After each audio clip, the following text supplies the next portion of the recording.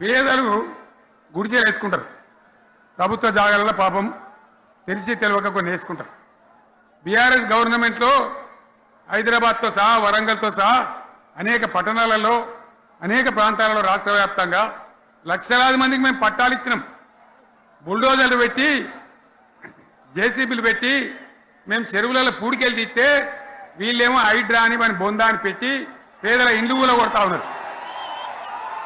ఆనాడు చెరువు పూడికెళ్ళి తీసిన బుల్డోజర్లు ఇలా పేదల ఇండ్లు కూడా కొడతా ఉన్నాయి. ఇవన్నీ మనం చూస్తూ ఉన్నాం. చూసి మౌనంగా ఉందామా, కొట్లాడదామా, ఏం చేద్దాం అనేది మనం ఆలోచించే సమయం వచ్చింది. దేశాన్ని నంబర్ 1 స్థాయిలో నిలబెడితే ఇవాళ 14వ స్థాయికి 15వ స్థాయికి తీసుకొని పోయినారు. నా కళ్ళ ముందన్న గిట్ల జరుగుతుంది, ఇంత మాయల్యమే అవుతుంది, ఇంత మోసం చేస్తారని నేను కూడా అనుకోలే.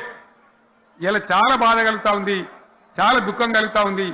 ఇంకా ముందరికి పోవాల్సిన తెలంగాణ ఇలా వెనుకకి అయిపోతున్నా ఉన్నది. మళ్ళా ఎవరు దీనికి కారణం? ఈ దుర్మార్గులు కాదా? నిలబెట్టి ఖచ్చితంగా అడగాల్సిన అవసరం ప్రజలకు లేదా? అడగాలి. ఎందుకోసం? టైం ఇవ్వాలని మేము కూడా టైం ఇచ్చినాం. ఏమంటారు? మీకేసినట్టు మాకేసిన ఓట్లు, మాకు ఏడాదైనా టైం ఇయ్యరా, ఏడాది అర్థమైన టైం ఇయ్యరా, మీకు కన్నేరురా అని అంటారు. కాబట్టి నేను నోరు తెరవలే, బయటికి రాలే.